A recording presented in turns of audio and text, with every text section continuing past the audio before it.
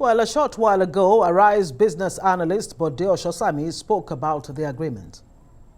There is definitely a pattern playing here in terms of these oil spills, settling out of court with Shell not admitting any wrongdoing after a long drawn battle that wears out the aggrieved parties.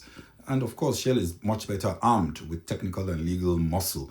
Also, the regulatory institutions that should really be more frontal in pursuing these cases on behalf of communities are hardly involved. So we have 4 local farmers trying to defeat Shell in court. Shell will pay 15 million euros, that's about $16 million, to communities affected by multiple oil pipeline leaks in the Niger Delta. This is from a Dutch case since 2008. That's 14 years ago, involving farmers supported by environmental NGO Friends of the Earth. They are seeking reparations for lost income from contaminated land and waterways. Shell insists the spills were caused by sabotage, but the court said that Shell had not proven beyond reasonable doubt that sabotage had caused the spill, accusing Shell of poor maintenance. In another case that's still ongoing, this time in Nigeria, recently the Nigeria Supreme Court allowed Shell PLC's local unit to appeal a ruling to pay $1.8 billion compensation over an alleged spill in a dispute that has held back the company's sale of its onshore assets.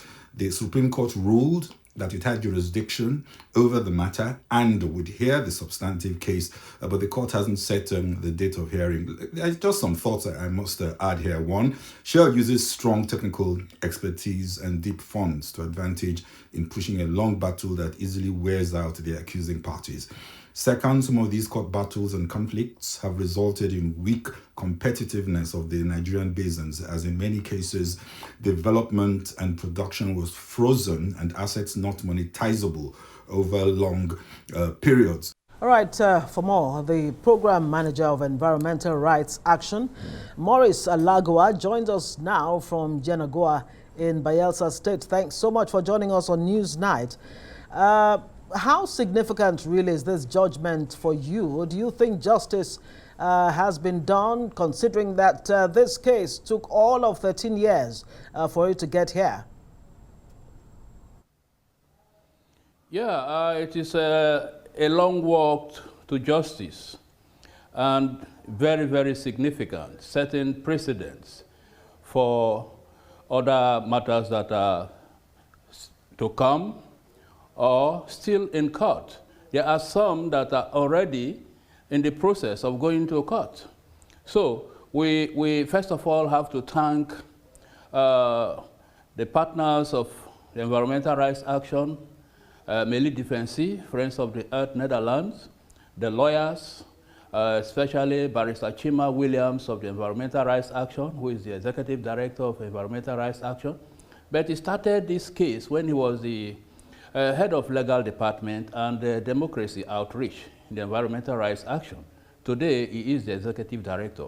Himself and a Dutch lady, a lawyer, her name is somehow difficult for me to call, but I think she led that case over there.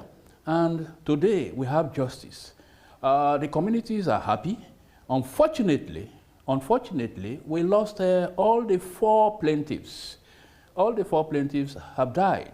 And that is the very sore part of it, because as a corporate body, Shell will continue to exist. Even if any of their staff dies, the company continue to exist, and then they will not even tell us who has died as a corporate entity. But this case started, we lost the chief of Goi community in Ogoni. We also lost Alali Efanga of Oruma community in Bayelsa State, and later lost Chief Fidelis Ogoru last year. Before the last of them all, Elder Friday Akpan of Ikot Adaudo in Akwa Ibom State also died. So that is a very sore point, and it's very regrettable. 13 years, if the judgment had come. Although Fidelis was alive when the judgment was delivered last year, Friday Akpan was also alive, but before this settlement of 15 million euro was pronounced or agreed upon, the remaining 2 also died. And so that is on the side and very regrettable. But I think the communities of the Niger Delta or wherever in the whole world such are happening in terms of environmental degradation and environmental justice, this serves as a very, very strong case and encouragement to other communities, especially to have that doggedness, to remain resolute, so as not to be bought over by the oil companies, so as not to be allowed to have that divide and rule scenario that they always use in breaking our ranks. So I must thank the communities too, of Ikota Daudo, Goy, and Oruma communities.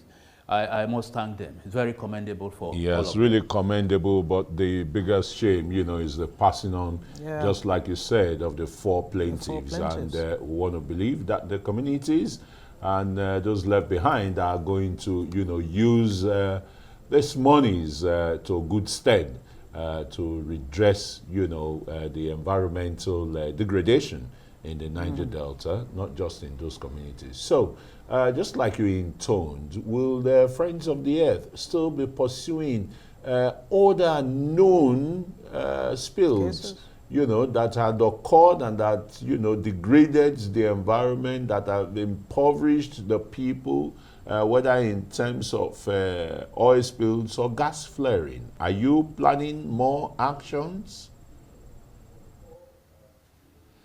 Thank you very much. The last time I had the opportunity to visit Oporoza, where in the gathering of other Niger Delta activists, I expressed myself before the one generally known as the GOC, Tompolo, in connection with a Stantita security outfit after being awarded the security contract.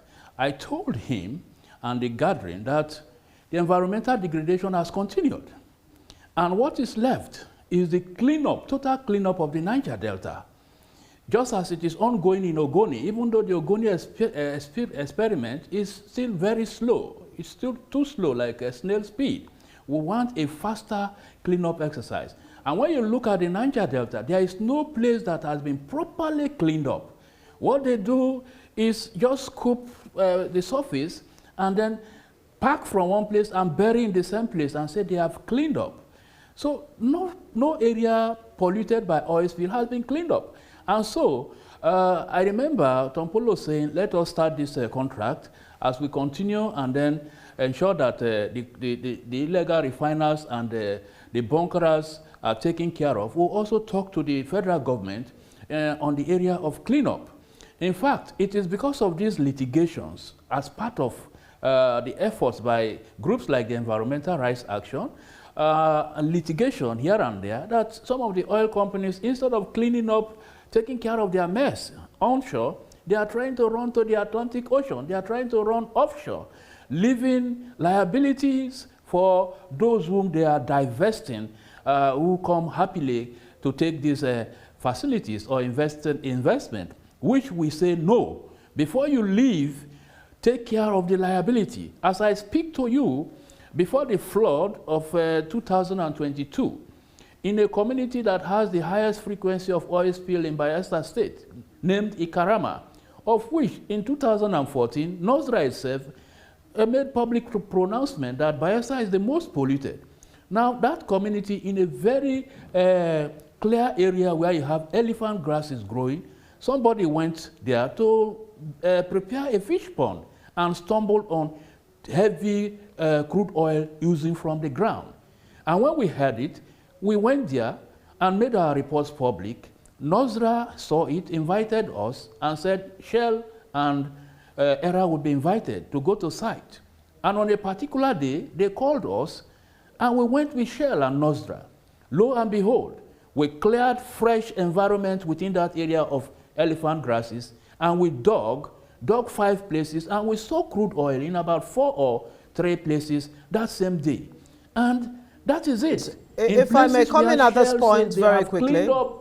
If I may come in very, very quickly. Shell continues to insist that pollution is actually attributable to acts of sabotage by the communities. And I'd also like to get your reaction to this particular clause in agreeing to that deal, by Shell. Shell says that the deal is on a no admission of liability basis and that it ends all pending litigation related to the spills. I wonder what your reaction is to this.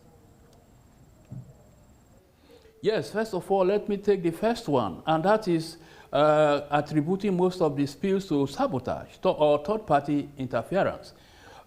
Even just day before yesterday or yesterday, I had the opportunity of interviewing some community folks who have been directly used by company staff to sabotage some of the oil facilities, either oil well or brushing the pipes to cause oil spills by this same oil company staff, supervisors and field staff. So they are just tarnishing the image of community people. Most of their staff, their field staff, and some in the office are part of these saboteurs. And I asked one of those I interviewed, in fact, I have the video clips, because I want to keep this evidence. One of them said, I asked him, why do you think these people are doing this? He said they are not satisfied with the money, very greedy.